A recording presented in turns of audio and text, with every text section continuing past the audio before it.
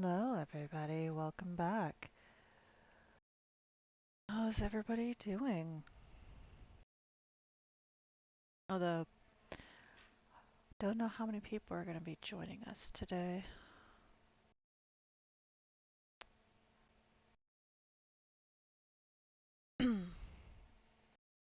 Say we do have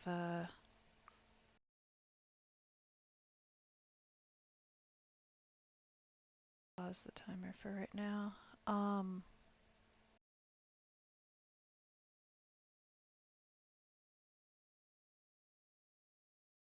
Let's see, move some things around.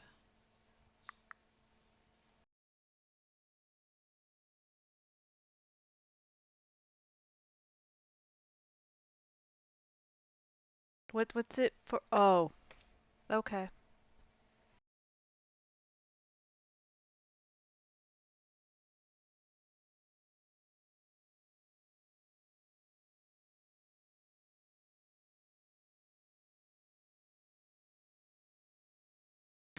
Thank you for booping the snoot.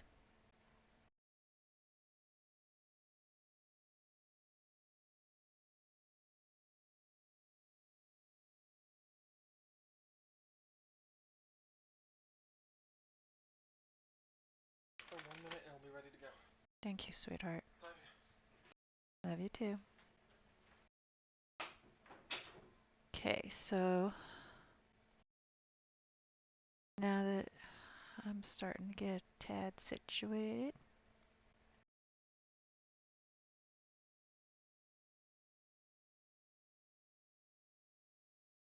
Sorry, it's taking me a bit, guys.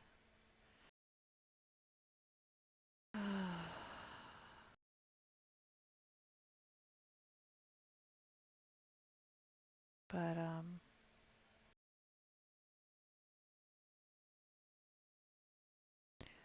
so, I am going to start. Hun, honey, turd,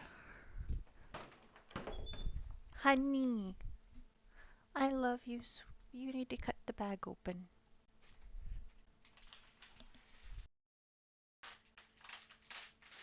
please.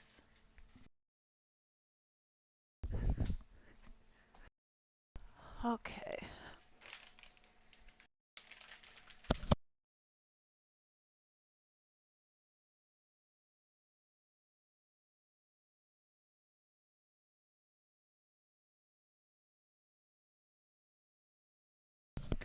All right.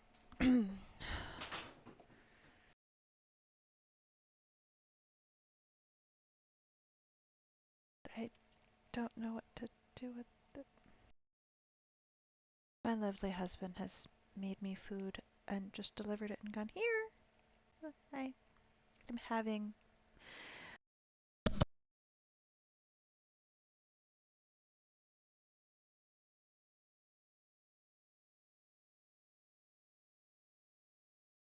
He gave me things that are hard to open. Hi, Cloudy. How's it going? He's doing the best. Honey's doing the best he can, but he's giving me hard to open stuff. But so I'm going to start reading the Witcher series. First book is called The Blood of Elves. If anybody knows anything about the TV series, um, it's the TV series is based off of the first 5 books. I don't remember exactly how far they've gotten. I think they got to Tower of the Swallow. So after that, I don't know. But the first 5 books are based on the first game. The last 3 books that I've got, which there's only 8 books currently written. So first 5 books are based on the first game. Or the game is based off of the first 5 books with the author's blessing and everything. And the last 3 books, uh,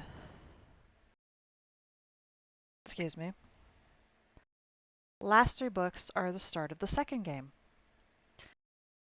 And I've just started the timer. Uh, so,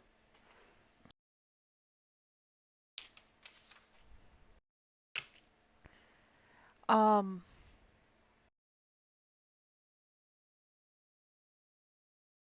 I'm gonna go ahead and start reading. So we're starting with the first book called The Blood of Elves. The town was in flames. The narrow streets leading to the moat and the first terrace belched smoke and embers.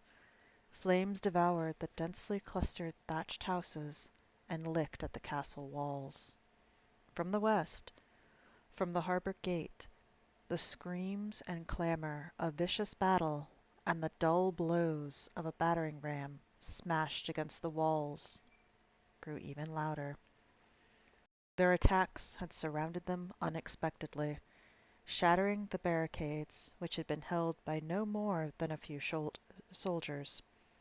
A handful of townsmen carrying halberds and some crossbowmen from the guild, their horses, decked out in flowing black caparisons, flew over the barricades like spectres, their riders bright, glistening blades sowing death amongst the fleeting defenders. Ciri felt the knight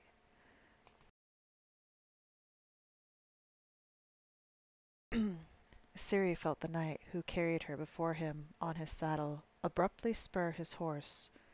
She heard his cry. "Hold on!" he shouted. "Hold on!" The other knights, wearing the colors of Cintra, overtook them, sparing, even in full flight, with the Nilfgaardians. Ciri caught a glimpse of the skirmish from the corner of her eye, the crazed swirl of blue gold and black cloaks amidst the clash of steel, the clatter of blades against shields, the neighing of horses.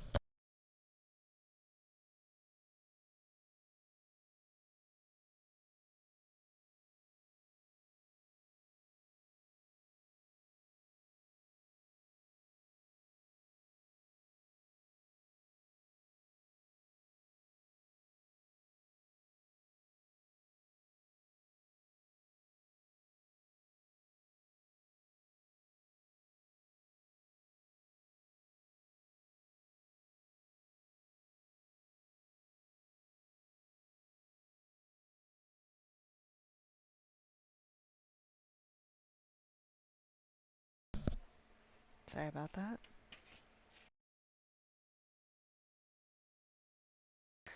Shouts. No, no shouts. Screams. Hold on.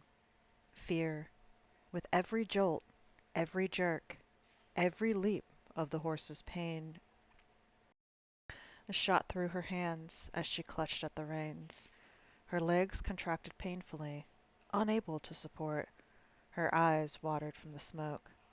The arm around her suffocated her, choking her. The force compressed her ribs. All around her, screaming, such as had never been heard before, grew louder. What must one do to a man to make him scream so? Fear.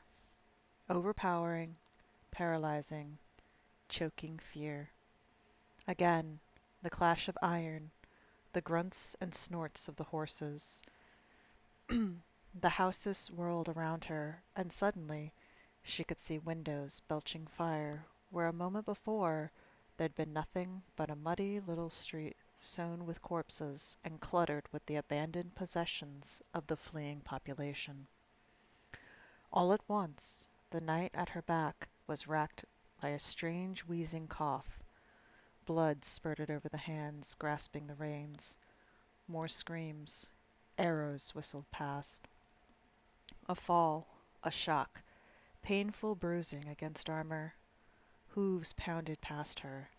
A horse's belly, an frayed girth flashing by above her head. Then another horse's belly, and the flowing black caparison. Grunts of exertion, like a lumberjack's when chopping wood. But this isn't wood. It's iron against iron. A shout, muffled and dull, but something huge and black collapsed into the mud next to her with a splash, spurting blood. An armored foot quivered, thrashed, goring the earth with an enormous spur. A jerk. Some force plucked her up, pulled her into another saddle.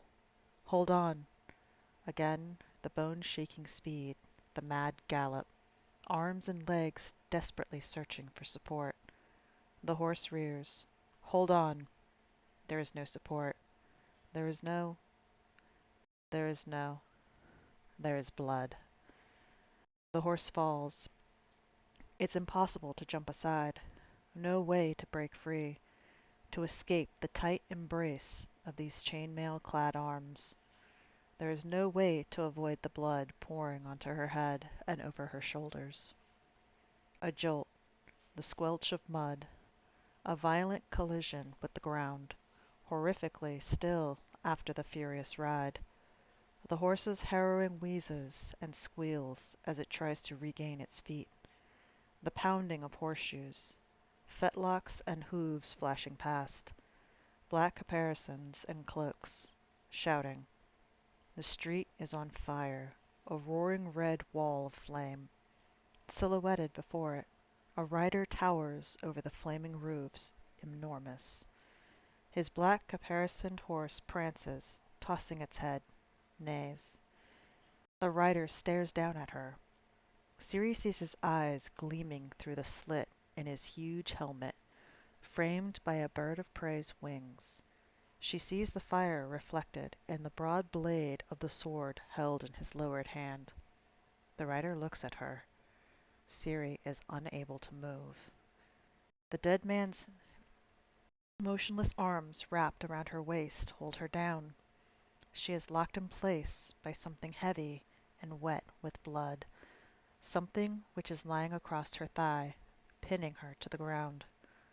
Again, and she is frozen in fear, a terrible fear which turns her entrails inside out, which deafens Ciri to the screams of the wounded horse, the roar of the blaze, the cries of dying people, and the pounding drums.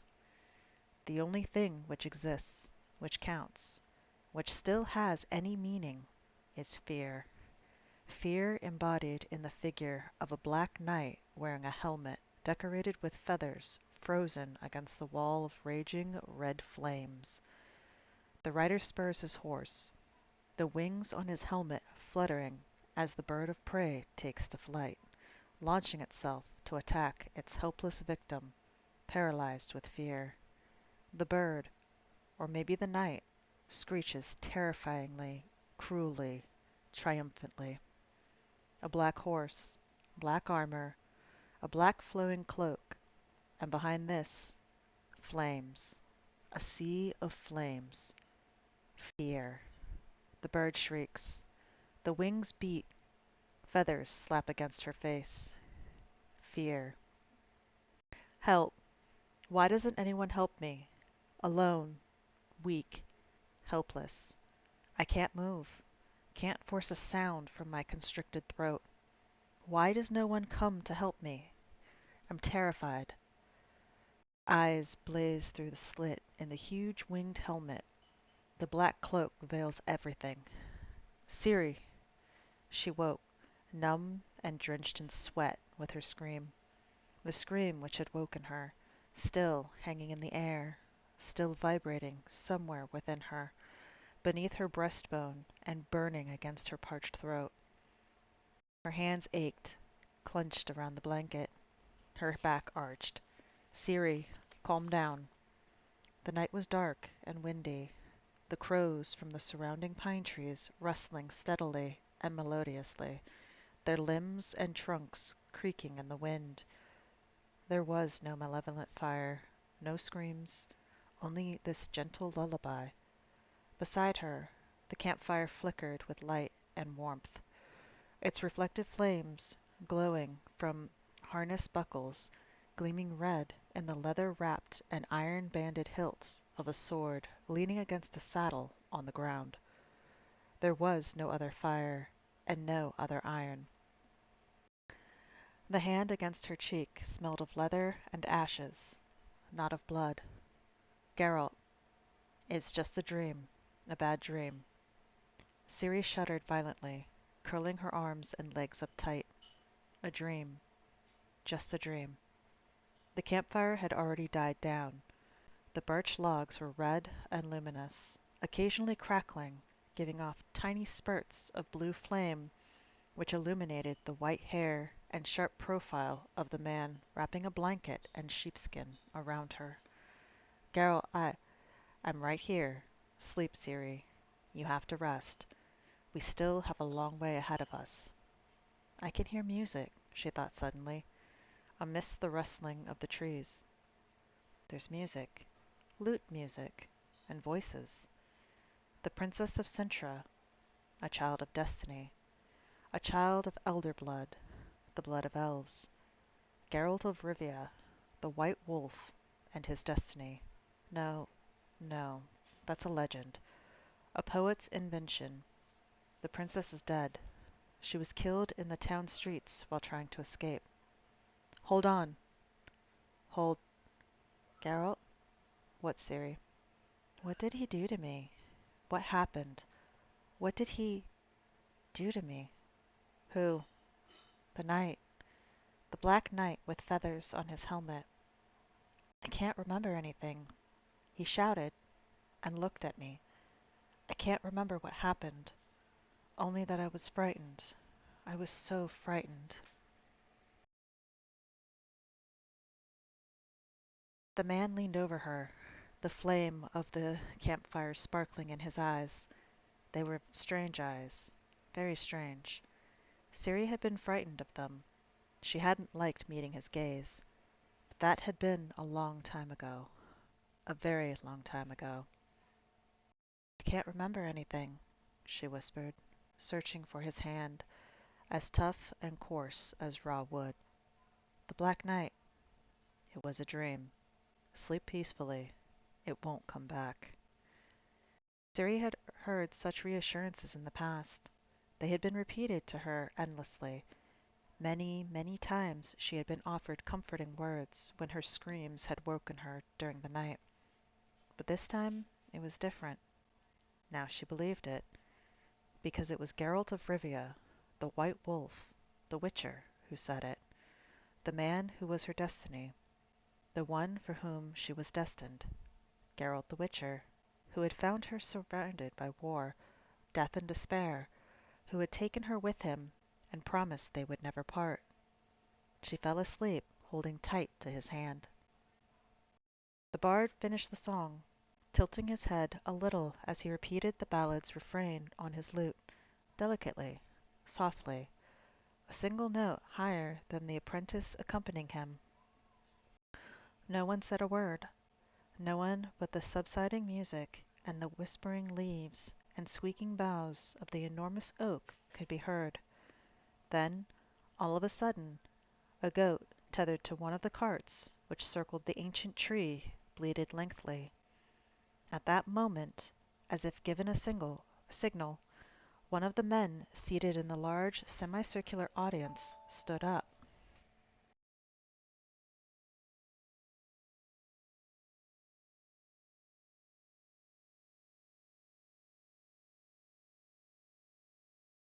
Throwing his cobalt blue cloak, with gold braid trimmed back over his shoulder, he gave a stiff, dignified bow.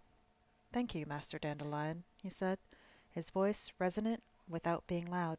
"Allow me, Radcliffe of Oxenfurt, Master of the Arcana, to express what I am sure is the opinion of every one here present, and utter words of gratitude and appreciation for your fine art and skill." The wizard ran his gaze over those assembled, an audience of well over 100 people, seated on the ground, on carts, or standing in a tight semicircle facing the foot of the oak. They nodded and whispered amongst themselves. Several people began to applaud, while others greeted the singer with upraised hands. Women touched by the music stiffened or sniffed and wiped their eyes on whatever came to hand. which differed according to their standing, profession, and wealth. Peasant women used their forearms or the backs of their hands. Merchants' wives dabbed their eyes from linen handkerchiefs, while elves and noblewomen used kerchiefs of the finest tight-woven cotton, and Baron Villebert's 3 daughters, who had, along with the rest of his retinue, halted their falcon hunt to attend the famous troubadour's performance, blew their noses loudly and sonorously into elegant mould-green cashmere scarves. "It would not be an exaggeration to say," continued the Wizard, "that you have moved us deeply, Master Dandelion. You have prompted us to reflection and thought. You have stirred our hearts. Allow me to express our gratitude and our respect." The troubadour stood and took a bow, sweeping the heron feather pinned to his fashionable hat across his knees. His apprentice broke off his playing, grinned and bowed too, until Dandelion glared at him sternly and snapped something under his breath. The boy lowered his head and returned to softly strumming his lute strings. The assembly stirred to life. The merchants traveling in the caravan whispered amongst themselves, and then rolled a sizable cask of beer out to the foot of the oak tree. Wizard Radcliffe lost himself in quiet conversation with Baron Wildebert.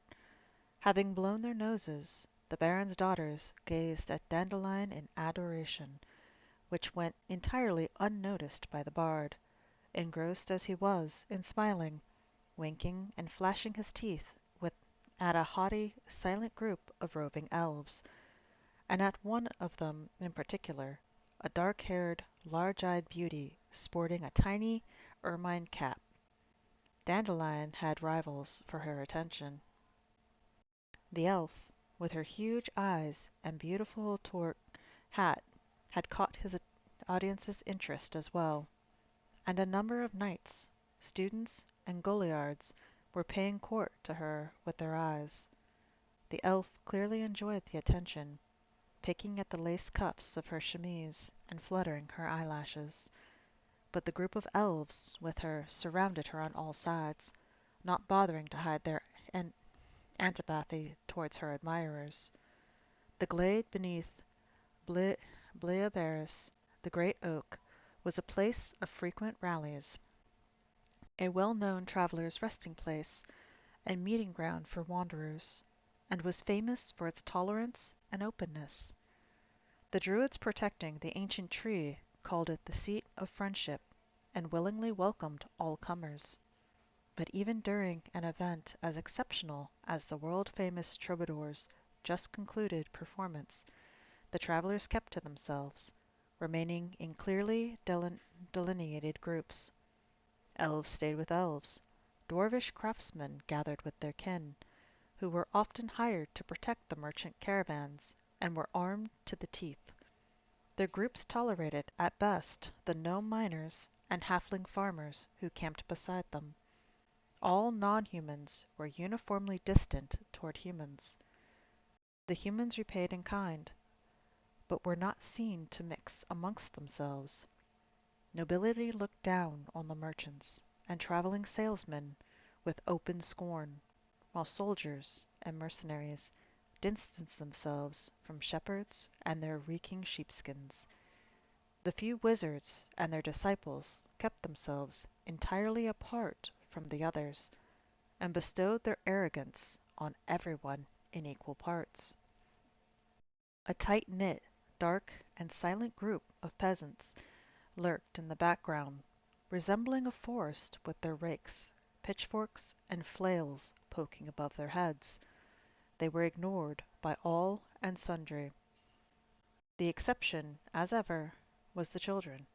Freed from the constraints of silence which had been enforced during the bard's performance, the children dashed into the woods with wild cries, and enthusiastically immersed themselves in a game whose rules were incomprehensible to all those who had bidden farewell to the happy years of childhood.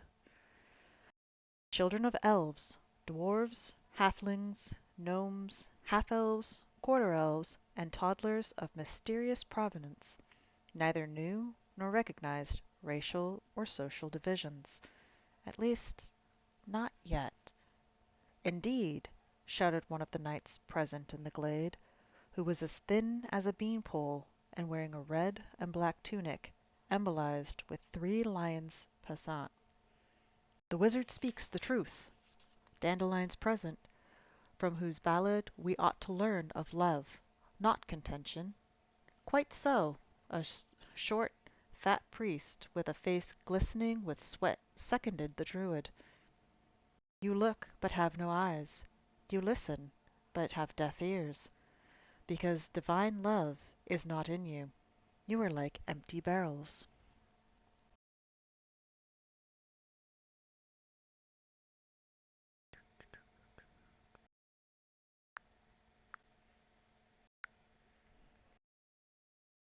Speaking of barrels, squeaked a long-nosed gnome from his cart, painting with a sign for Iron Hardware, Manufacture and Sale. Roll another out, guildsman. Poet Dandelion's throat is surely dry, and ours too, from all these emotions. Verily, like empty barrels, I tell ye, the priest, determined to not be put off, drowned out the ironware gnome. You have understood nothing of Master Dandelion's ballad. You have learned nothing.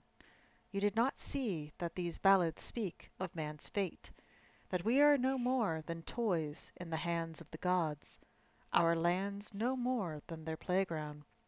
The ballads about destiny portrayed the destinies of us all, and the legend of Geralt the Witcher and Princess Cyrilla, although it is set against the true background of the war, is, after all, a mere metaphor, the creation of a poet's imagination destined to help us all. You're talking rubbish, holy man, hollered Vera Lowen hopped from the heights of her cart. What legend? What imaginative creation? You may not know him, but I know Geralt of Rivia. I saw him with my own eyes in Wyzima, when he broke the spell on King Foltest's daughter, and I met him again later on the merchant's trail, where, at Gilda's request, he slew a ferocious griffin which was preying on the caravans, and thus saved the lives of many good people. No, this is no legend or fairy tale. It is the truth, the sincere truth, which Master Dandelion sang for us. I second that, said a slender female warrior, with her black hair smoothly brushed back and plaited into a thick braid.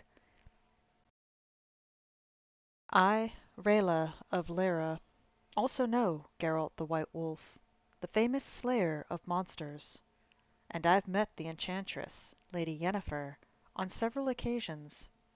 I used to visit Erden and her home of Vengerberg. I don't know anything about their being in love, though.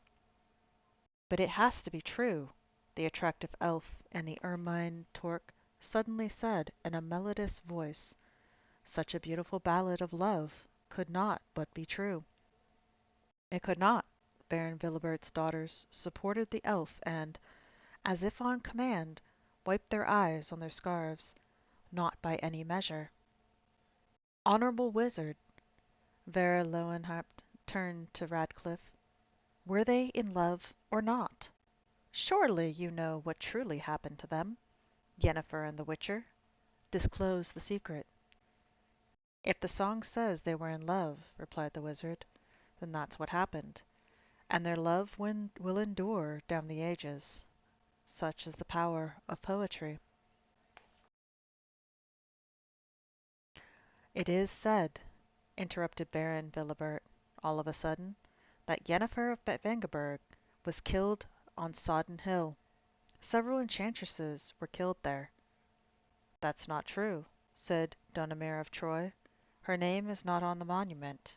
I am from those parts, and have often climbed Sodden Hill, and read the names engraved on the monument. 3 enchantresses died there. Triss Marigold, Lita Ned, known as Coral, and the name of the third has slipped my mind." The knight glanced at Wizard Radcliffe, who smiled wordlessly. "And this Witcher," Sheldon Skaggs suddenly called out, "this Geralt, who loved Yennefer, has also bitten the dust, apparently. I heard he was killed somewhere in Trans River. He slew and slew monsters until he met his match. That's how it goes. He who fights with the sword dies by the sword. Everyone comes across someone who will better them eventually, and it is made to taste cold, hard iron." "I don't believe it." The slender warrior contorted her pale lips, spat vehemently on the ground, and crossed her chainmail-clad arms with a crunch. "I don't believe there is anyone to best Geralt of Rivia. I have seen this Witcher handle a sword. His speed is simply inhuman." "Well said," threw in Wizard Radcliffe. "Inhuman. Witchers are mutated, so their reactions—" "I don't understand you, magician." The warrior twisted her lips even more nastily. "Your words are too learned. I know one thing.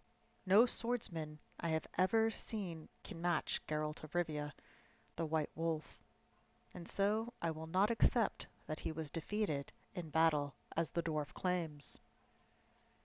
"Every swordsman an Ars, or every swordsman an Ars when the enemy's not sparse," remarked Sheldon Skaggs sententiously, "as the elves say." "Elves," stated a tall, fair-haired representative of the elven race coldly, from his place beside the elf with the beautiful torque, "are not in the habit of using such vulgar language." "No, no," squealed Baron Villebert's daughters from behind their green scarves. "Geralt the Witcher can't have been killed. The Witcher found Ciri, the child destined for him, and then the enchantress Yennefer, and all three lived happily ever after. Isn't that true, Master Dandelion?"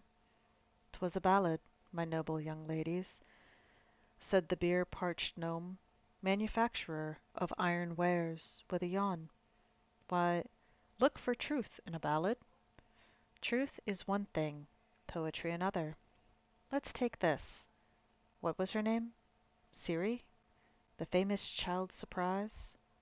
Master Dandelion trumped that up for sure. I've been to Cintra many a time, and the king and queen lived in a childless home, with no daughter, no son." "Liar!" shouted a red-haired man in a sealskin jacket and checked handkerchief bound around his forehead. "Queen Calanthe, the lioness of Cintra, had a daughter called Pavetta. She died, together with her husband, in a tempest which struck out at sea, and the depths swallowed them both. So you see for yourselves I'm not making this up. The ironware gnome called everyone to be his witnesses. The princess of Cintra was called Pavetta, not Ciri. Cyrilla, known as Ciri, was the daughter of this drowned Pavetta," explained the red-haired man. "Calenthe's granddaughter. She was not the princess herself, but the daughter of the princess of Cintra.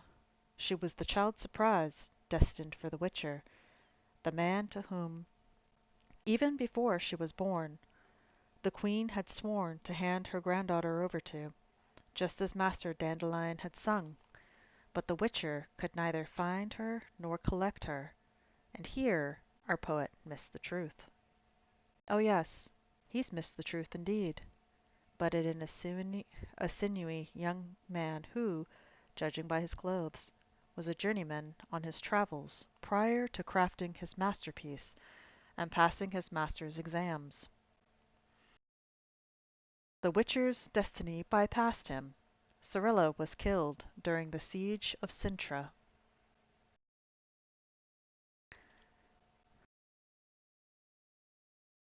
Before throwing herself from the tower, Queen Calanthe killed the princess's daughter with her own hand to prevent her from falling into the Nilfgaardian's claws alive. "It wasn't like that. Not like that at all," objected the red-haired man.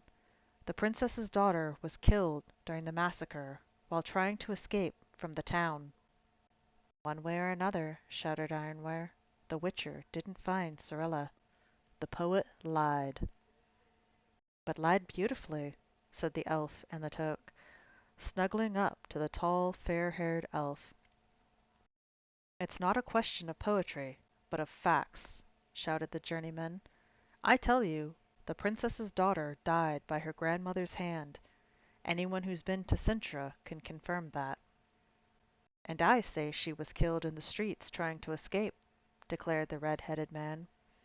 I know because, although I'm not from Cintra, I served in the Earl of Skellige's troop, supporting Cintra during the war. As everyone knows, Iced Turensearch, the king of Cintra, comes from the Skellige Isles. He was the Earl's uncle. I fought in the Earl's troop at Marna Marnadal and Cintra, and later, after the defeat, at Sodden. Yet another veteran. The Sheldon Skaggs snarled to the dwarves crowded around him. All heroes and warriors. Hey, folks, is there at least one of you out there who didn't fight at Marnadal or Sodden? That dig is out of place, Skaggs. The tall elf reproached him, putting his arm around the beauty wearing the toque in a way intended to dispel any lingering doubts amongst her admirers. Don't imagine you were the only one to fight at Sodden. I took part in that battle as well. Night night, Dragon King.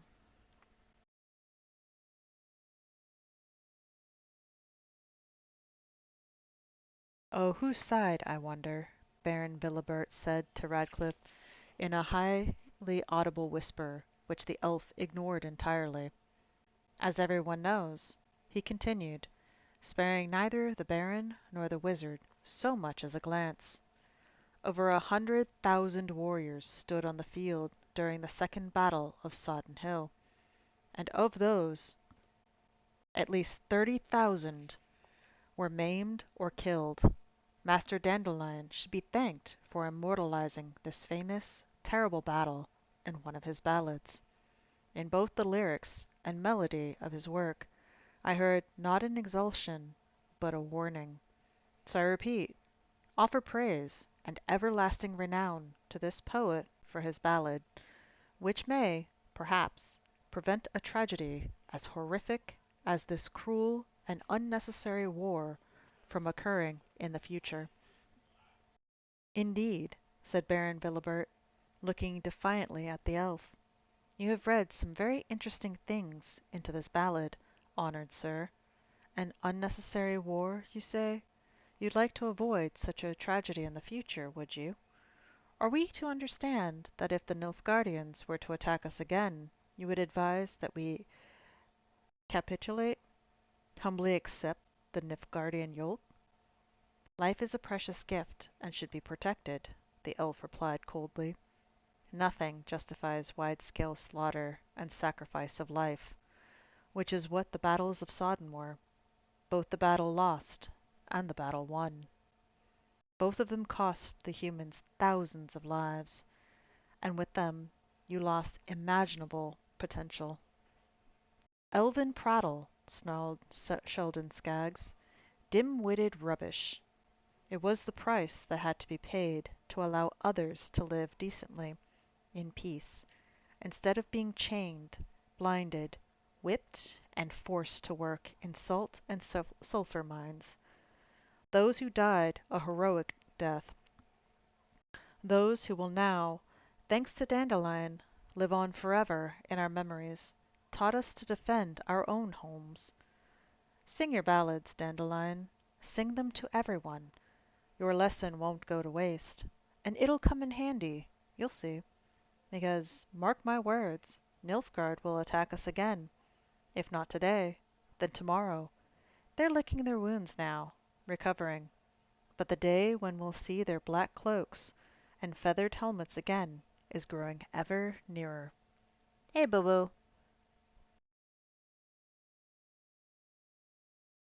What do they want from us? Yelled Vera Lowenhaupt. Why are they bent on persecuting us? Why don't they leave us in peace? Leave us to our lives and work. What do the Nilfgaardians want? They want our blood, howled Baron Wildebert. And our land, someone cried from the crowd of peasants.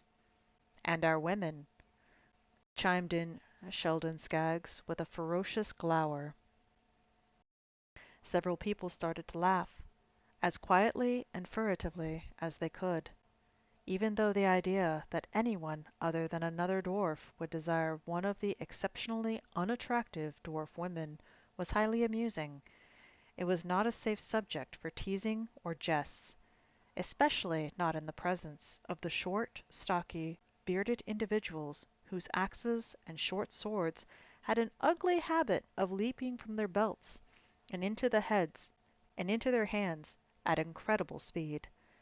And the dwarves, for some unknown reason, were entirely convinced that the rest of the world was lecherously lying in wait for their wives and daughters, and were extremely touchy about it. This had to happen at some point, the gray-haired druid declared suddenly. This had to happen. We forgot that we are not the only ones in this world, that the whole of creation does not revolve around us.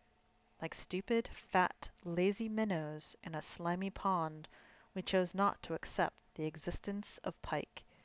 We allowed our world, like the pond, to become slimy, boggy, and sluggish. Look around you. There is crime and sin everywhere. Greed, the pursuit of profit, quarrels and disagreements are rife. Our traditions are disappearing. Respect for our values is fading. Instead of living according to nature, we have begun to destroy it. And what have we got for it? The air is poisoned by the stink of smelting furnaces. The rivers and brooks are tainted by slaughter-houses and tanneries. Forests are being cut down without a thought. Ha! Just look. Even on the living bark of sacred Blaebharris, there just above the poet's head, there's a foul phrase carved out with a knife.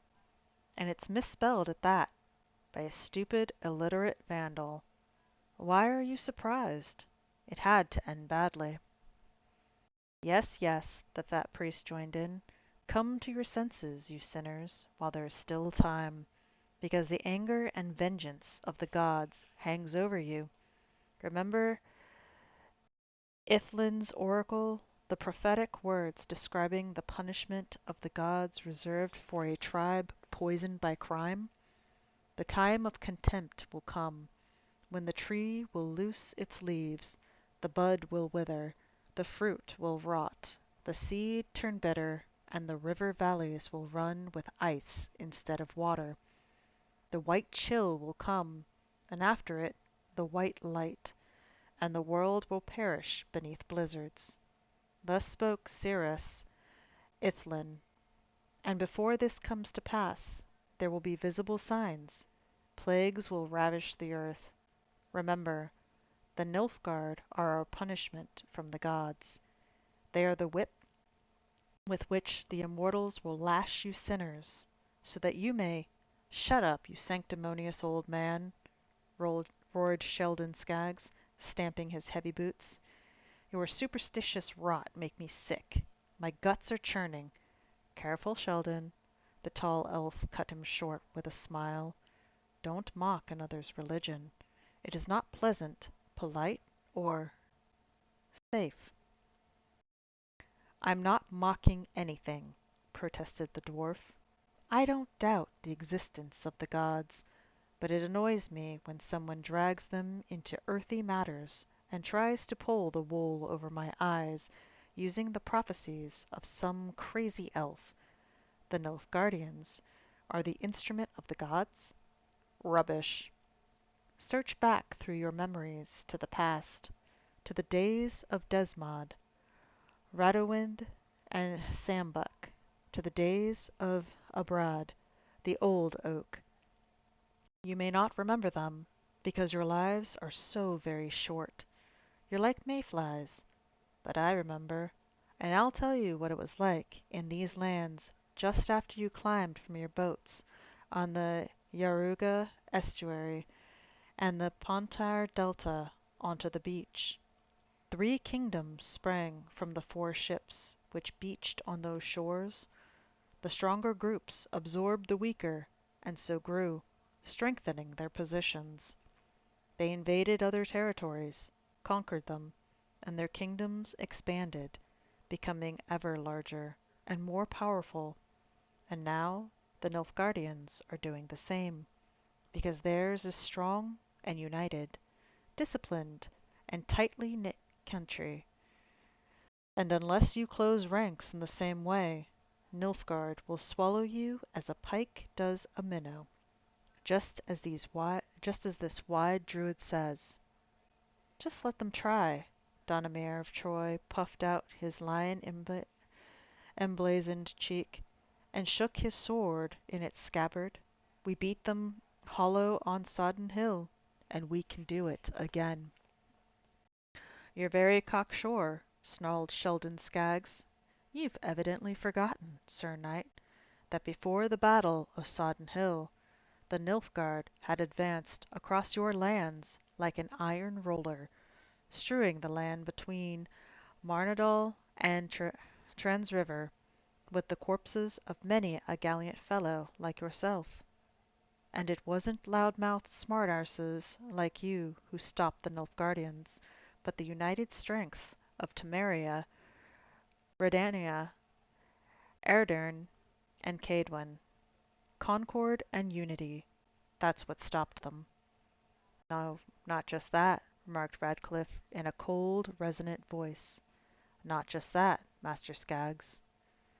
The dwarf hawked loudly, blew his nose, shuffled his feet, then bowed his head to the wizard. No one is denying the contribution of your fellowship, he said. Shame on he who does not acknowledge the heroism of the Brotherhood of Wizards on Sodden Hill. They stood their ground bravely, shed blood for the common cause, and contributed most eminently to our victory. Dandelion did not forget them in his ballad, and nor shall we. But note that these wizards stood united and loyal on the hill, and accepted the leadership of Vilgefortz of Roggeveen just as we, the warriors of the 4 kingdoms, acknowledge the command of Vizimir of Redania. It's just a pity this solidarity on Concord only lasted for the duration of the war, because, with peace, here we are divided again. Vizimir and Foltest are choking each other with customs taxes and trading laws. Demowens of Erdern is bickering with Hanselt over the northern marches, while the League of Hengfors and the Thisons of Kovir don't give a toss. And I hear that looking for the old Concord among the wizards is useless too. We are not closely knit. We have no discipline and no unity, but Nilfgaard does. Nilfgaard is ruled by Emperor Emir Var Emrys, a tyrant and autocrat who enforces obedience with whip, noose, and axe, thundered Baron Vilibert. What are you proposing, Sword-dwarf? How are we supposed to close ranks? With similar tyranny? And which kingdom, in your opinion, should subordinate the others? In whose hands would you like to see the scepter and knout? What do I care? Replied Skaggs with a shrug. That's a human affair. Whoever you choose to be king wouldn't be a dwarf anyway. Or an elf, or even half-elf, added the tall representative of the elder race, his arm still wrapped around the toque-wearing beauty. You even consider quarter-elves inferior. That's where it stings, laughed Vilibert. You're blowing the same horn as Nilfgaard because Nilfgaard is also shouting about equality, promising you a return To the old order as soon as we've been conquered and they've scythed us off these lands. That's the sort of unity, the sort of equality you're dreaming of, the sort you're talking about and trumpeting. Nilfgaard pays you gold to do it, and it's hardly surprising you love each other so much, the Nilfgaardians being an elven race. Nonsense, the elf said coldly. You talk rubbish, Sir Knight. You're clearly blinded by racism. The Nilfgaardians are human, just like you. That's an outright lie. They're descended from the Black She, and everyone knows it. Elven blood flows through their veins, the blood of elves. And what flows through yours? The elf smiled derisively. We've been combining our blood for generations, for centuries, your race and mine, and doing so quite successfully. Fortunately or unfortunately, I don't know. You started persecuting mixed relationships less than a quarter of a century ago, and, incidentally, not very successfully. So show me a human now who hasn't a dash of she Ixcher, the blood of the elder race. Vilbert visibly turned red. Vera Lowenhaupt also flushed. Wizard Radcliffe bowed his head and coughed. And, most interestingly, the beautiful elf in the ermine toque blushed too. We are all children of Mother Earth. The gray-haired druid's voice resounded in the silence. We are children of Mother Nature, and though we do not respect our mother, though we often worry her and cause her pain, though we break her heart, she loves us all. Let us remember that, we who are assembled here in the seat of friendship. And let us not bicker over which of us was here first. Acorn was the first to be thrown up by the waves, and from Acorn sprouted the great Blebmaers, the oldest of oaks. Standing beneath its crown, amongst its primordial roots, let us not forget our own brotherly roots, the earth from which these roots grow.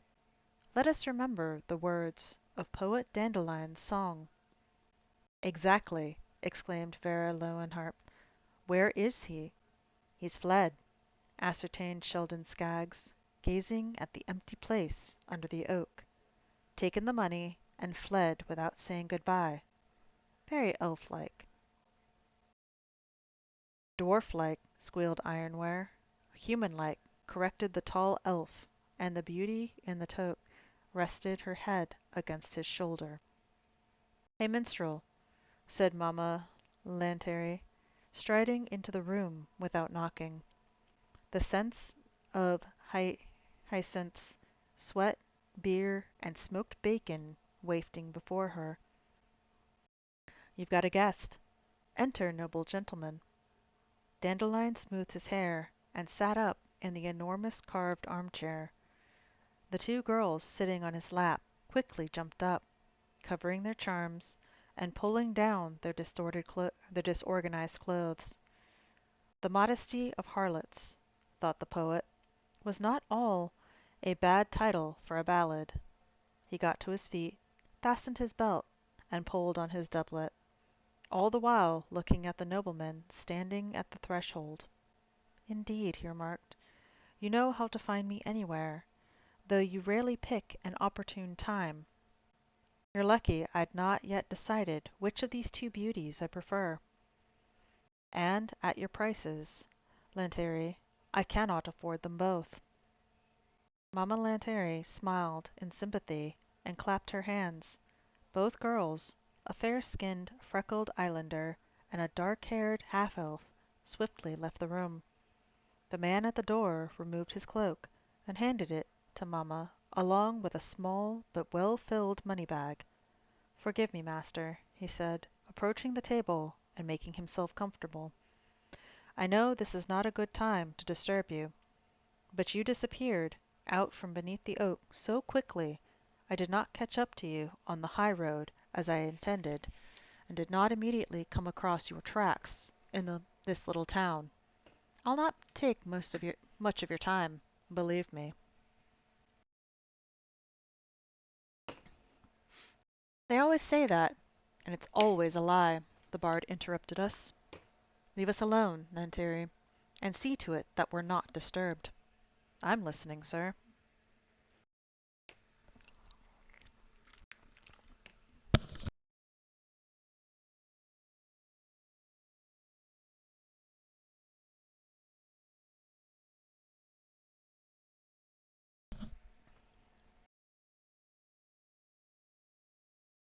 The man scrutinized him.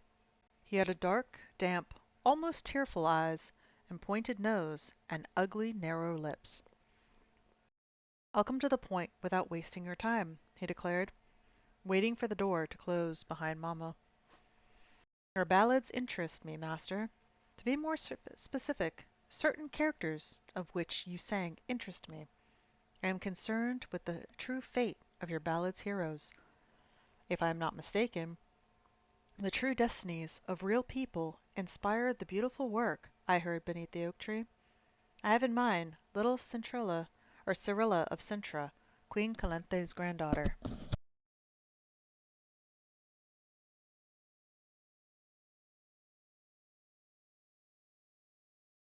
Apologies, blew my nose. Dandelion gazed at the ceiling, drumming his fingers on the table. Honored sir, he said dryly, you are interested in strange matters. You ask strange questions. Something tells me you are not the person I took you to be. And who did you take me to be, if I may ask? I'm not sure you may. It depends if you are about to convey greetings to me from any mutual friends. You should have done so initially, but somehow you have forgotten. I did not forget at all. The man reached into the breast pocket of his sepia-colored velvet tunic and pulled out a money bag somewhat larger than the one he had handed the procuress, but just as well filled, which clinked as it touched the table.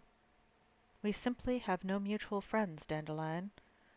But might this purse not suffice to mitigate the lack? And what do you intend to buy with this meager purse?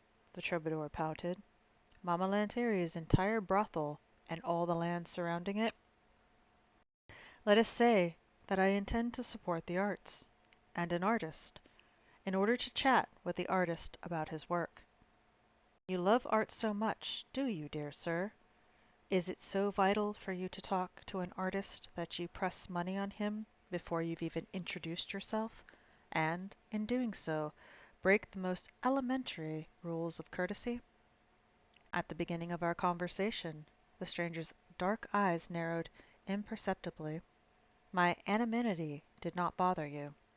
And now it is starting to. I am not ashamed of my name, said the man, a faint smile appearing on his narrow lips. I am called Rience. You do not know me, Master Dandelion, and that is no surprise. You are too famous and well known to know all of your admirers. Yet everyone who admires your talents feels he knows you so well that a certain degree of familiarity is permissible. This applies to me too. I know it is a misconception, so please, graciously, forgive me. Thank you, Miss Quits.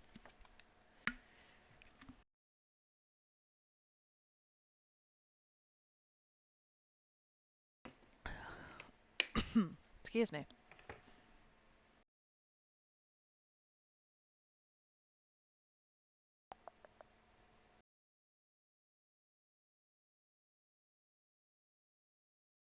I graciously forgive you. Then I can count on you agreeing to answering a few questions. No, no, you cannot, interrupted the poet, putting on airs. Now, if you will graciously forgive me, I am not willing to discuss the subjects of my work, its inspiration or its characters, fictitious or otherwise. Okie dokie. To do so would imply deprive poetry of its poetic veneer and lead to triteness. Is that so? It certainly is. For example, If, having sung the ballad about the miller's merry wife, I were to announce it's really about Zverka, Miller Loich's wife, and I included an announcement that Zverka can most easily be betted every Thursday because on Thursdays the miller goes to market, it would no longer be poetry. It would either it would be either rhyming couplets or foul slander. I understand, Rience said quickly, but perhaps that is a bad example. I am not, after all, interested in anybody's peccad- peccadilloes or sins. You will not slander anyone by answering my questions. All I need is one small piece of information. What really happened to Cyrilla, the Queen of Cintra's granddaughter? Many people claimed she was killed during the siege of the town. There are even eyewitnesses to support the claim. From your ballad, however, it would appear that the child survived. Am I truly interested to know if this is your imagination at work or the truth? True or false? I'm extremely pleased you're so interested. Dandelion smiled broadly. You may laugh, master, whatever your name is, but that was precisely what I intended when I composed the ballad. I wished to excite my listeners and arouse their curiosity. True or false? Repeated Rience coldly. If I were to give that away, I would destroy the impact of any of my good work. Goodbye, my friend. You have used up all the time I can spare you. And two of my many inspirations are waiting out there, wondering which of them I will choose. Rience remained silent for a long while, making no move to leave. He stared at the poet with his unfriendly, moist eyes, and the poet felt a growing unease. A merry din come from the bawdy house's main room, punctuated from time to time by high-pitched feminine giggles. Dandelion turned his head away, pretending to show derisive haughtiness, but, in fact, he was judging the distance to the corner of the room and the tapestry showing a nymph, sprinkling her breasts with water poured from a jug. Dandelion, Rience finally spoke, slipping his hand back into the pocket of his sepia-colored tunic. Answer my questions. Please. I have to know the answer. It's incredibly important to me. To you too, believe me. Because if you answer of your own free will, then what? A hideous grimace crept over Rience's narrow lips. Then I won't have to force you to speak. Now listen, you scoundrel. Dandelion stood up and pretended to pull a threatening face. I loathe violence and force, but I'm going to call Mamma Lantery's Lantry in a minute, and she will call a certain Grisella who fulfills the honorable and responsible role of bouncer in this establishment. He's a true artist in his field. He'll kick your arse so hard you'll soar over the town's roofs with such magnificence that the few people passing by at the hour will take you for a Pegasus. Rience made an abrupt gesture, and something glistened in his hand. Are you sure, he asked, you'll have time to call her? Dandelion had no intention of checking if he would have time, nor did he intend to wait. Before the stiletto had locked in Rience's hand, Dandelion had taken a long leap to the corner of the room, dived under the nymph's tapestry, kicked open the secret door, and rushed headlong down the winding stairs, nimbly steering himself with the aid of a well-worn banisters. Rience darted after him, but the poet was sure of himself. He knew the secret passage like the back of his hand, having used it numerous times to flee creditors, jealous husbands, and furious rivals from whom he had, from time to time, stolen rhymes and tunes.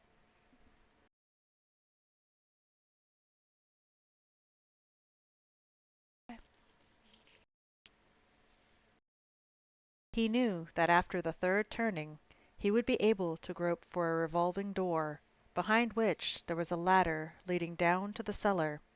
He was sure that his persecutor would be unable to stop in time, would run on and step on a trap door through which he would fall and land in the pigsty.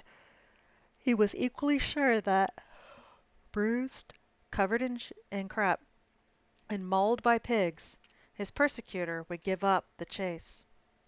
Dandelion was mistaken, as was usually the case whenever he was too confident. Something flashed, a sudden blue behind his back, and the poet felt his limbs grow numb, lifeless, and stiff. He couldn't slow down for the revolving door. His legs wouldn't obey him. He yelled and rolled down the stairs, bumping against the walls of the little corridor. The trap door opened beneath him, and with a dry crack the troubadour tumbled down into the darkness and stench, before thumping his head on the dirt floor and losing consciousness. He remembered Mamma Lanteri saying something about the pigsty being repaired. The pain in his constricted wrists and shoulders, cruelly twisted in their joints, brought him back to his senses. He wanted to scream, but couldn't. It felt as though his mouth had been stuck up with clay. He was kneeling on the dirt floor, with a creaking rope hauling him up by his wrists. He tried to stand, waiting to ease the pressure on his shoulders, but his legs, too, were tied together. Choking and suffocating, he somehow struggled to his feet, helped considerably by the rope which tugged mercilessly at him. Rience was standing in front of him, and his evil eyes glinted in the light of the lantern held aloft by an unshaven ruffian who stood over 6 feet tall.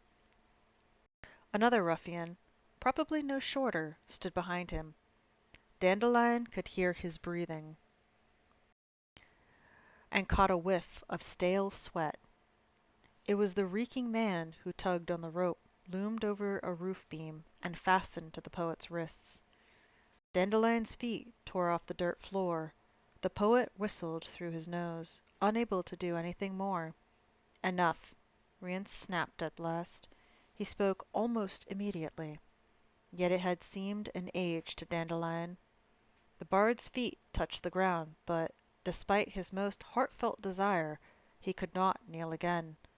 The tight-drawn rope was holding him as taut as a string. Rience came closer. There was not even a trace of emotion on his face. The damp eyes had not changed their expression in the least. His tone of voice, too, remained calm, quiet, even a little bored. "You nasty rhymester, you runt, you scum, you arrogant nobody. You try to run from me? No one has escaped me yet. We hadn't finished our conversation, you know. You sheep's head, I asked you a question under much pleasanter circumstances than these. Now you are going to answer all my questions, and in far less pleasant circumstances. Am I right?" Dandelion nodded eagerly. Only now did Rience smile and make a sign. The bard squealed helplessly, feeling the rope tighten, and his arms, twisted backwards, cracking in their joints. "You can't talk," Rience confirmed, still smiling loathsomely. "And it hurts, doesn't it? For the moment, you should know I'm having you strung up like this for my own pleasure, just because I like watching people suffer. Go on, just a little higher." Dandelion was wheezing so hard he almost choked. "Enough," Rience ordered, finally, then approached the poet and grabbed him by his shirt ruffles. "Listen to me, you little cock. I'm going to lift the spell so you can talk. But if you try to raise your charming voice any louder than necessary, you'll be sorry." He made a gesture with his hand, touched the poet's cheek with his ring, and Dandelion felt sensation return to his jaw, tongue, and palate. "Now," Rience continued quietly, "I am going to ask you a few questions, and you are going to answer them quickly, fluently, and comprehensively. And if you stammer or hesitate, even for a moment, You'll give me the slightest reason to doubt the truth of your words.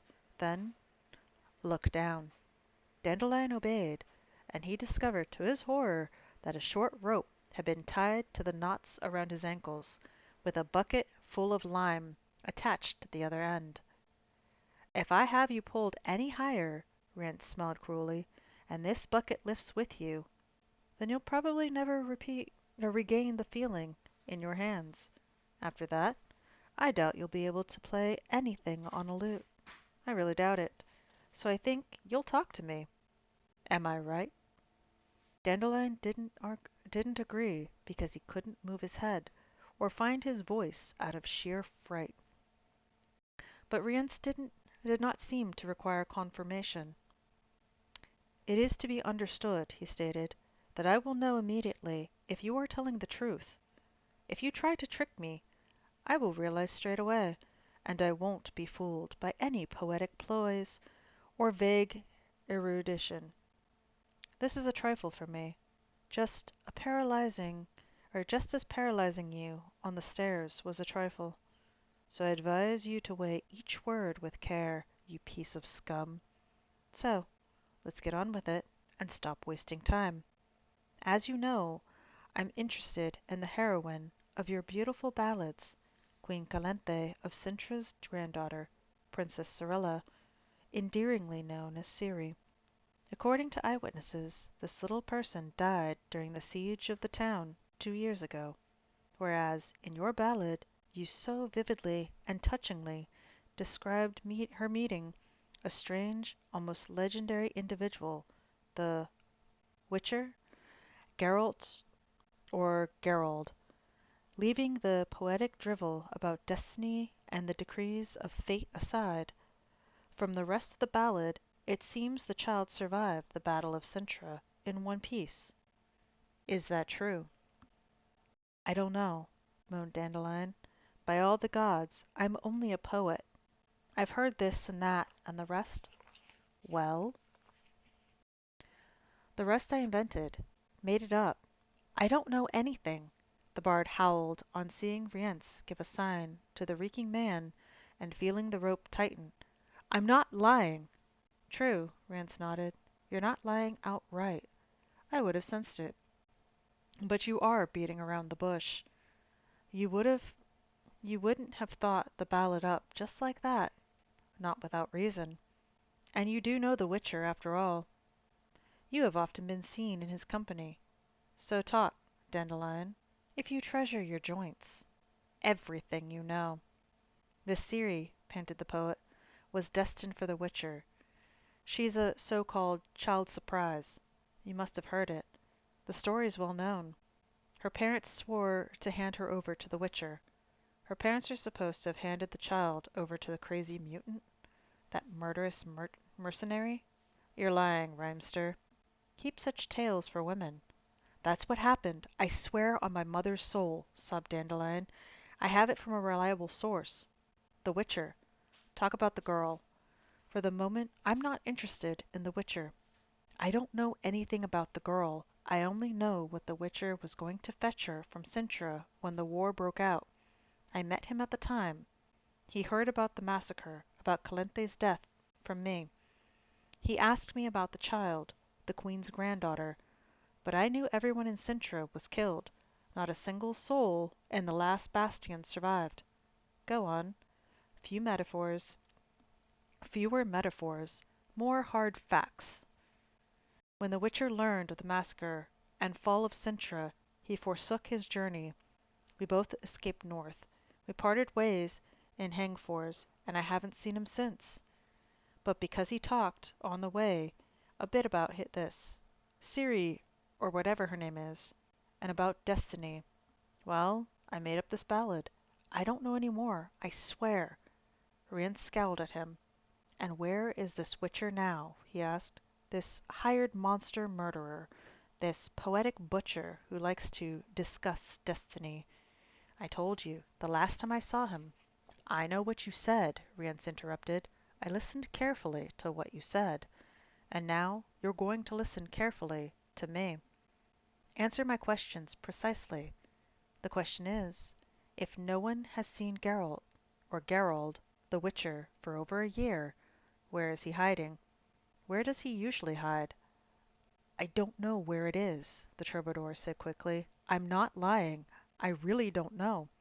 Too quick, Dandelion. Too quick. Rience smiled ominously. Too eager. You are cunning, but not careful enough. You don't know where it is, you say, but I warrant you know what it is. Dandelion clenched his teeth with anger and despair.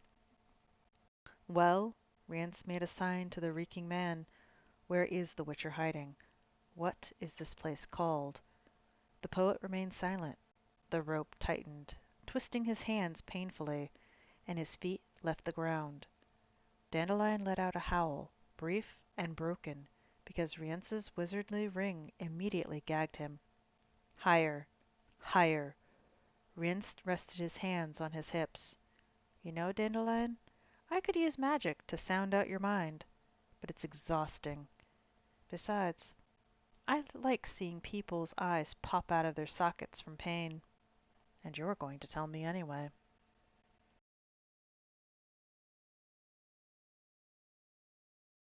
Dandelion knew he would. The rope secured to his ankles grew taut. The bucket of lime scraped along the ground. Sir, said the first ruffian suddenly, covering the lantern with his cloak and peering through the gap in the pigsty door, someone's coming. A lass, I think. You know what to do, Rience hissed. Put the lantern out.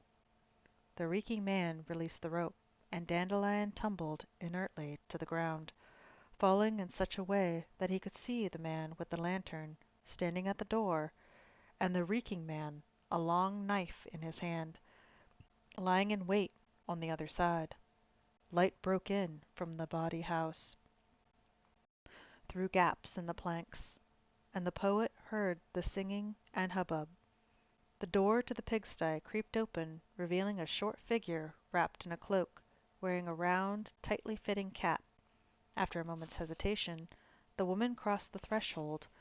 The reeking man threw himself at her, slashing forcefully with his knife, and tumbling to his knees as the knife met with no resistance, passing through the figure's throat, as though through a cloud of smoke, because the figure really was a cloud of smoke, one which was already starting to disperse.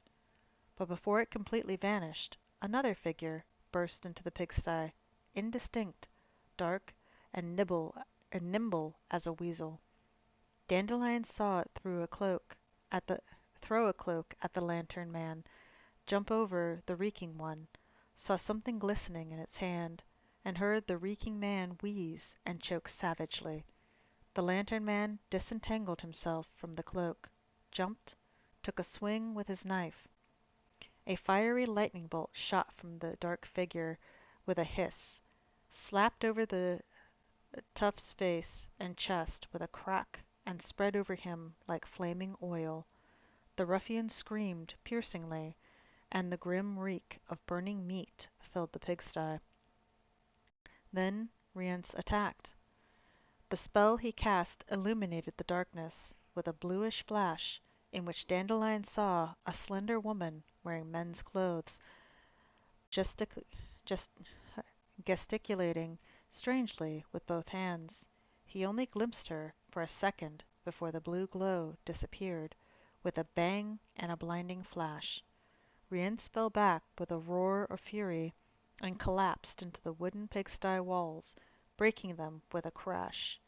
The woman dressed in men's clothing leapt after him, a stiletto flashing in her hand. The pigsty filled with brightness again, this time golden, beaming from a bright oval which suddenly appeared in the air. Dandelion saw Rience spring up from the dusty floor, leap into the oval, and immediately disappeared. The oval dimmed, but, before it went out entirely, the woman ran up to it, shouting incomprehensibly, stretching out her hand. Something crackled and rustled, and the dying oval boiled with roaring flames for a moment. A muffled sound, as if coming from a great distance, reached Dandelion's ears, a sound very much like a scream of pain. The oval went out completely, and darkness engulfed the pigsty again. The poet felt the power which gagged him disappear. "Help!" he howled. "Help!"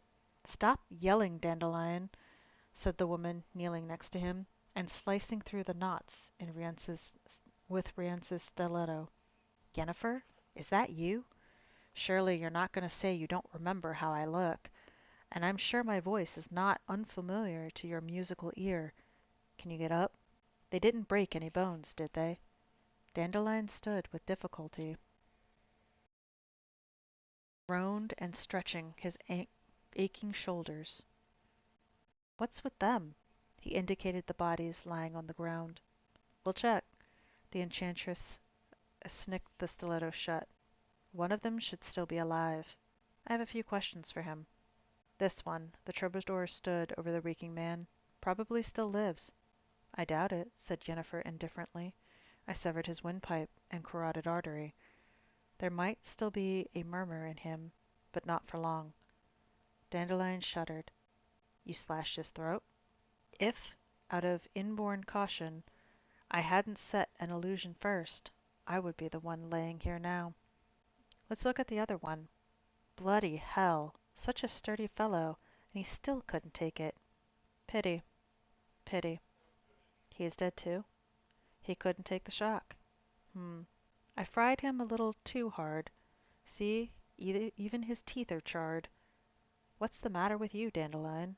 Are you going to be sick?" "I am," the poet replied indistinctly, bending over and leaning his forehead against the pigsty wall. "That's everything?" The enchantress put her tumbler down and reached for the skewer of roast chickens. "You haven't lied about anything? Haven't forgotten anything?" "Nothing. Apart from thank you. Thank you, Yennefer." She looked him in the eyes and nodded her head lightly, making her glistening black curls writhe and cascade down her shoulders. She slipped the roast chicken onto the trencher and began dividing it skillfully. She used a knife and a fork. Dandelion had only known one person, up until then, who could eat a chicken with a knife and fork as skillfully. Now he knew how, and from whom, Geralt had learned that knack. Well, he thought, no wonder. After all, he did live with her from a year in Vengerberg, and before he left her, she had instilled a number of strange things into him. He pulled the other chicken from the skewer and, without a second thought, ripped off a thigh and began eating it, pointedly holding it in both hands. "How did you know?" he asked. "How did you arrive with help on time?"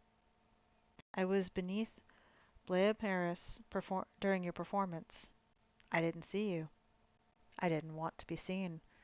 Then I followed you into town. I waited here, in the tavern. It wasn't fitting, after all, for me to follow you into that haven of dubious delight and certain gonorrhea, but eventually I became impatient and was wandering around the yard when I thought I heard voices coming from the pigsty. I sharpened my hearing, and it turned out it wasn't, as I'd first thought, some sodomite, but you. Hey, innkeeper! More wine, if you please." "At your command, honored lady. Quick as a flash." "The same as before, please, but this time without water. I can only tolerate water in a bath. In wine I find it quite loathsome." "At your service, at your service." Yennefer pushed her plate aside. There was still enough meat on the chicken, Dandelion noticed, to feed the innkeeper and his family for breakfast. A knife and fork were certainly elegant and refined, but they weren't very effective. "Thank you," he repeated, "for rescuing me. That cursed Rience wouldn't have spared my life. He'd have squeezed everything from me, and then butchered me like a sheep." "Yes, I think he would." She poured herself and the bard some wine, then raised her tumbler. "So let's drink to your rescue and health, Dandelion." "And to yours, Yennefer," he toasted her in return. "To health for which, as of today, I shall pray whenever the occasion arises. I'm indebted to you, beautiful lady, and I shall repay the debt in my songs. I shall explode the myth which claims wizards are insensitive to the pain of others, that they are rarely eager to help poor, unfortunate, unfamiliar mortals. What to do, she smiled, half shutting her beautiful violet eyes. The myth has some justification. It did not spring from nowhere. But you're not a stranger, Dandelion. I know you, and like you. Really? The poet smiled. You have been good at concealing it up until now. I've even heard the rumor that you can't stand me, I quote, any more than the plague. That was the case once. The enchantress suddenly grew serious. Later, my opinion changed. Later, I was grateful to you. What for, if I may ask? Never mind, she said, toying with the empty tumbler. Let us get back to more important questions. Those you were asked in the pigsty while your arms were being twisted out of their sockets. What really happened, Dandelion? Have you really not seen Geralt since you fled the banks of the Yaruga? Did you really not know he returned south after the war? That he was seriously wounded? So seriously there were even rumors of his death? Didn't you know anything? No, I didn't. I stayed at Pont Vanus for a long time in Esterad, Thasian's court, and then in Nidamir's in Hengfors. You didn't know. The enchantress nodded and unfastened her tunic, a black velvet ribbon round around her neck, an obsidian star set with diamonds hanging from it. You didn't know that when his wounds healed, Geralt went to Trans River. You can't guess who he was looking for. That I can, but I don't know if he found her. You don't know, she repeated. You, who usually know everything, and then sing about everything, even such intimate matters as someone else's feelings.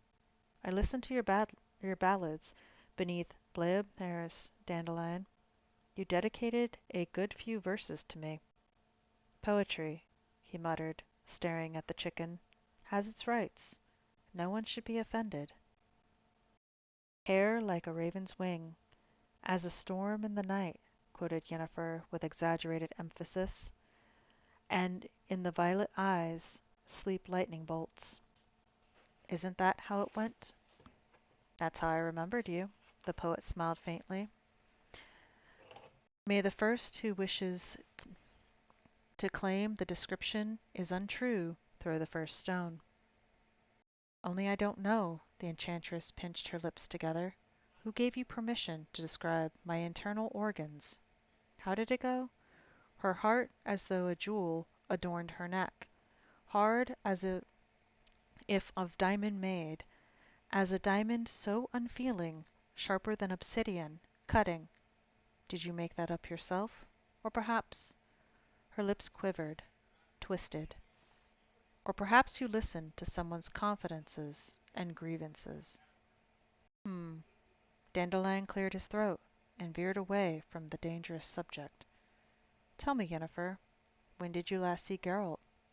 A long time ago. After the war? After the war. Yennefer's voice changed a little. No, I never saw him after the war. For a long time, I didn't see anybody. Well, back to the point. Poet, I'm a little surprised to discover that you do not know anything.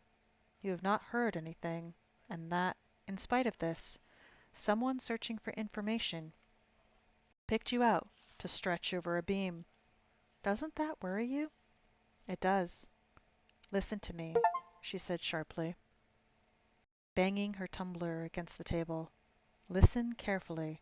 Strike that ballad from your repertoire. Do not sing it again. Are you talking about— You know perfectly well what I'm talking about. Sing about the war against Nilfgaard. Sing about Geralt and me. You'll neither harm nor help anyone in the process. You'll make nothing any better or worse. But do not sing about the lion cub of Cintra. She glanced around to check if any of the few customers at this hour were eavesdropping, and waited until the last clearing up had returned to the kitchen. And do try to avoid one-to-one meetings with people you don't know, she said quietly. People who forget to introduce themselves by conveying greetings from a mutual acquaintance. Understand? He looked at her surprised. Yennefer smiled. Greetings from Dijkstra, Dandelion. Now the bard glanced around timidly.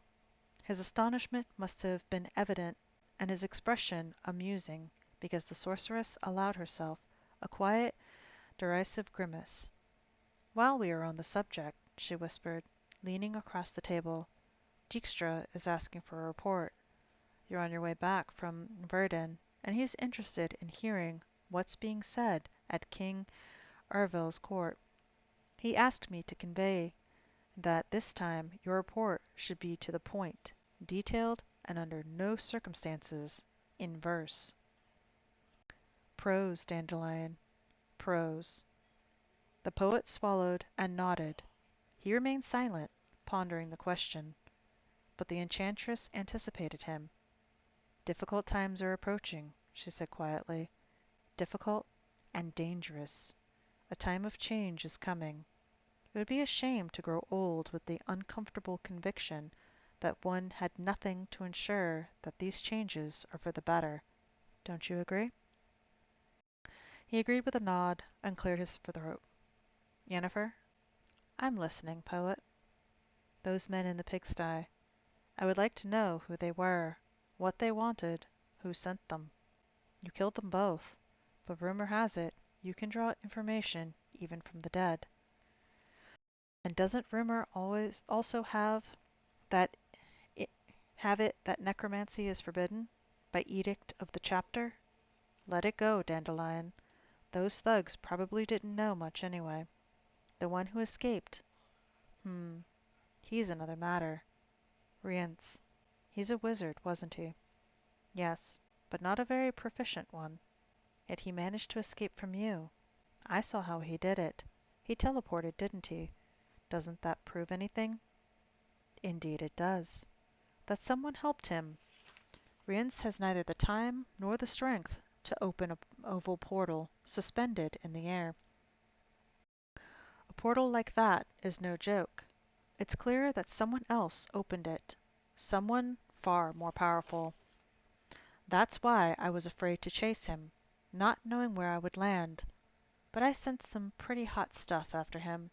He's going to need a lot of spells and some effective burn elixirs, and will remain marked for some time. Maybe you'll be interested to hear that he was a Nilfgaardian." "You think so?" Yennefer sat up with a swift movement, pulled the stiletto from her pocket, and turned it in her palm.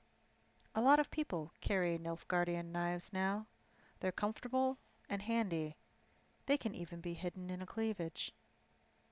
It's not the knife. When he was questioning me, he used the term battle for Cintra, conquest of the town, or something along those lines. I've never heard anyone describe those events like that. For us, it has always been a massacre, the massacre of Cintra. No one refers to it by any other name." The magician raised her hand, scrutinized her nails. "Clever, Dandelion. You have a sensitive ear.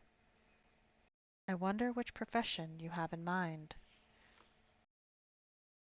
She's, "It's a professional hazard.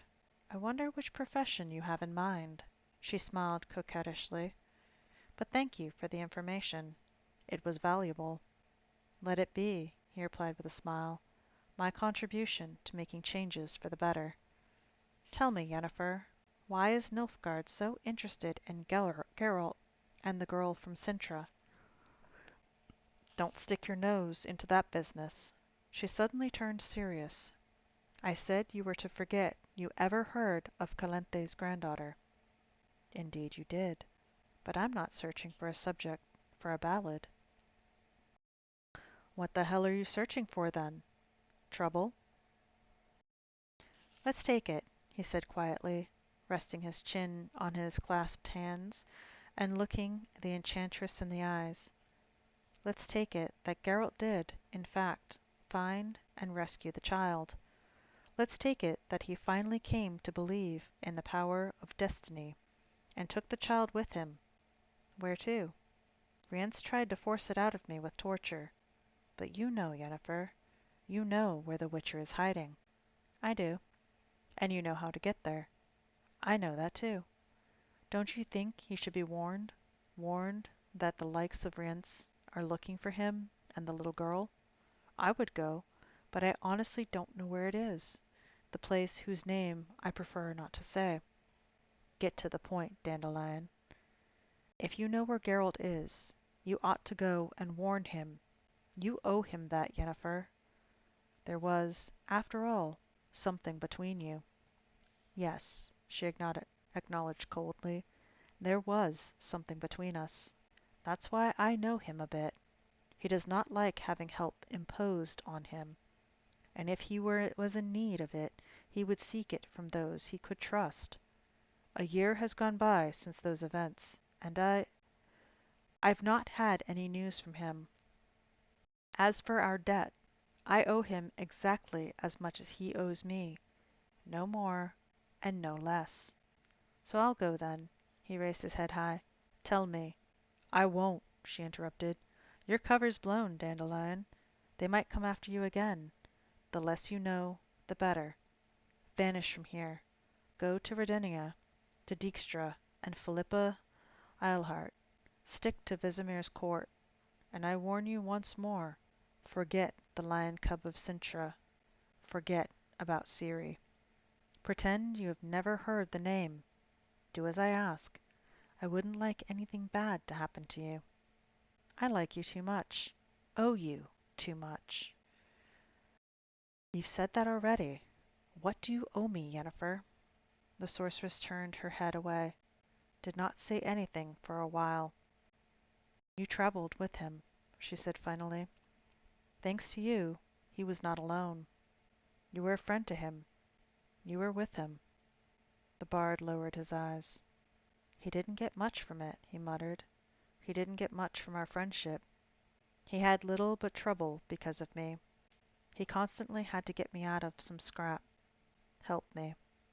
She leaned across the table, put her hand on his, and squeezed it hard, without saying anything. Her eyes held regret. Go to Redenia, she repeated for a moment. To Tredegor. Stay in Dijkstra's and Philippa's care. Don't play at being a hero. You've got yourself mixed up in a dangerous affair, Dandelion. I've noticed, he grimaced, and rubbed his aching shoulder. And that is precisely why I believe Geralt should be warned. You are the only one who knows where to look for him. You know the way. I guess you used to be a guest there. Yennefer turned away. Dandelion saw her lips pinch, the muscles in her cheek quiver. Yes, in the past, she said, and there was something elusive and strange in her voice. I used to be a guest there sometimes, but never uninvited.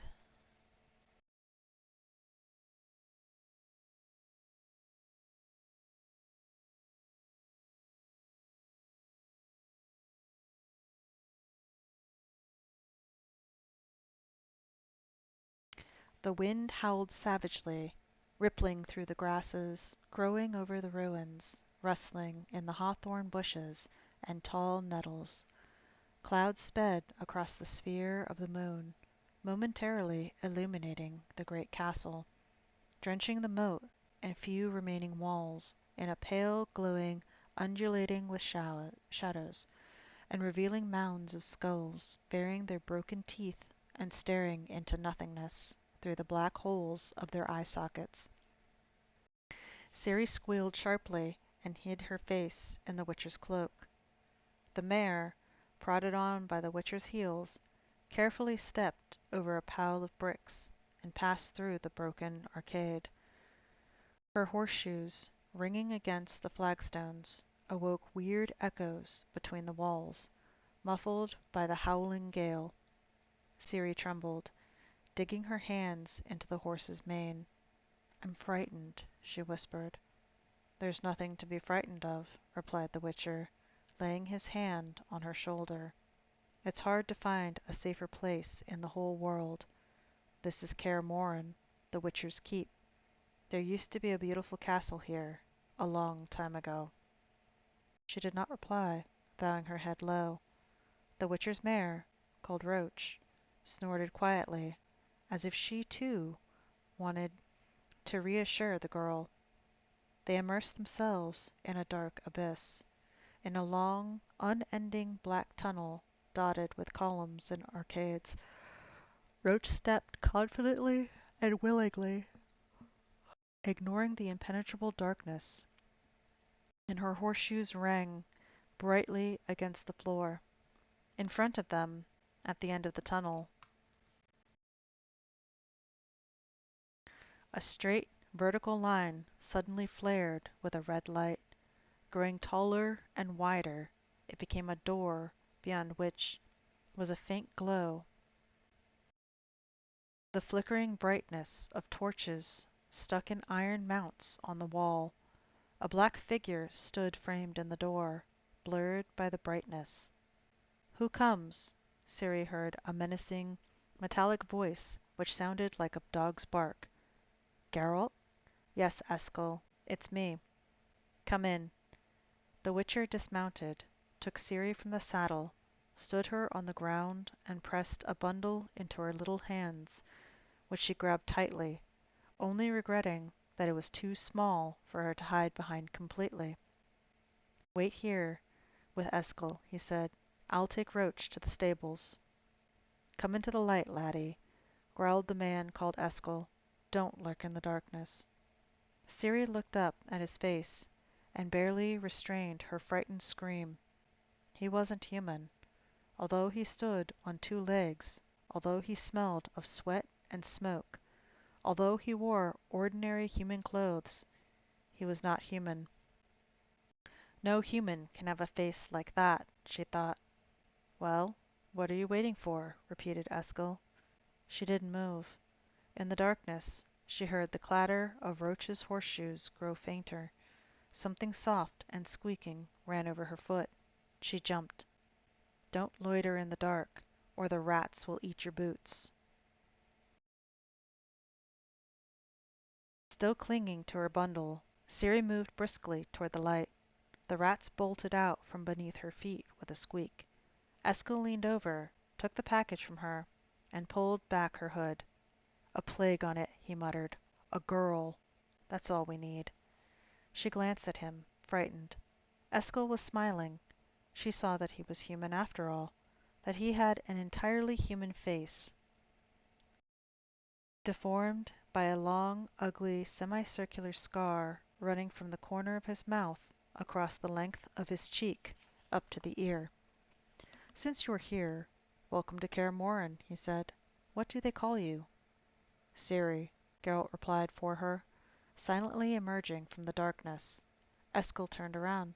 Suddenly, quickly, wordlessly, as the Witchers fell into each other's arms and wound their shoulders around each other, tight and hard, for one brief moment. "Wolf, you're alive." "I am." "All right." Eskel took a torch from its bracket. "Come on. I'm closing the inner gates to stop the heat escaping." They walked along the corridor.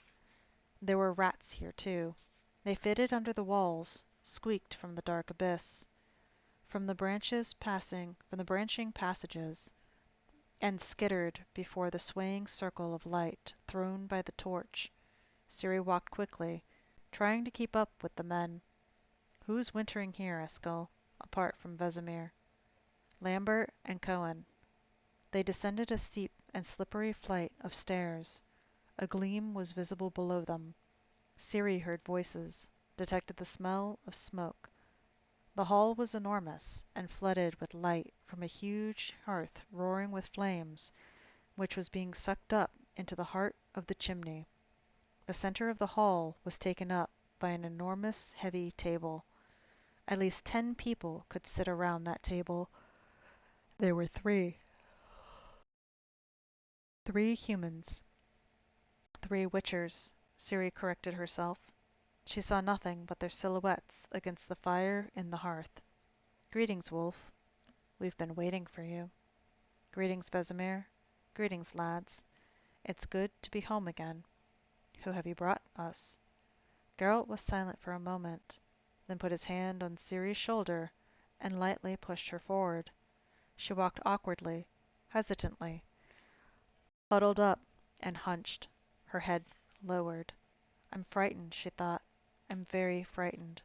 When Geralt found me, when he took me with him, I thought the fear wouldn't come back. I thought it had passed. And now, instead of being at home, I'm in this terrible, dark, ruined old castle full of rats and dreadful echoes. I'm standing in front of a red wall of fire again. I see sinister black figures. I see dreadful, menacing, glistening eyes staring at me. Who is this child, Wolf? Who is this girl? She's my... Geralt suddenly stammered. She felt his strong, hard hands on her shoulders, and suddenly the fear disappeared, vanished without a trace. The roaring red fire gave out warmth. Only warmth.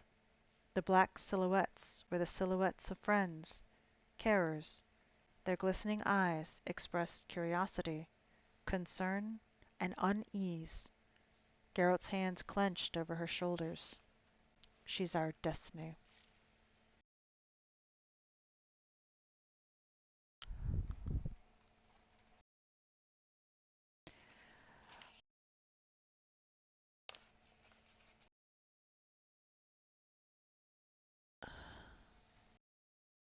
And with that, I'm going to go ahead and pause the timer.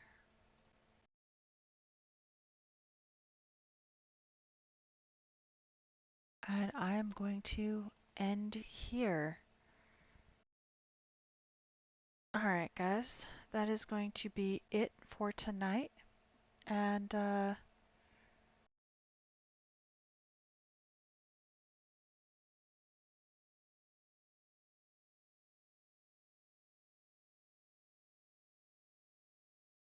let's see if there's anybody to rate.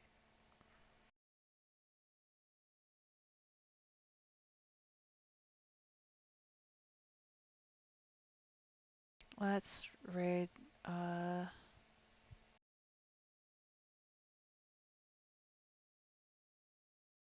Starcrossed.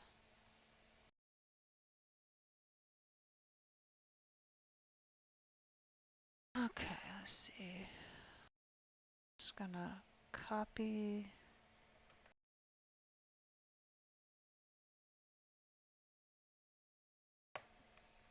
Alright, so I'm starting the raid and we will see you guys tomorrow after my doctor's appointment. Alright, see you guys later. Night night.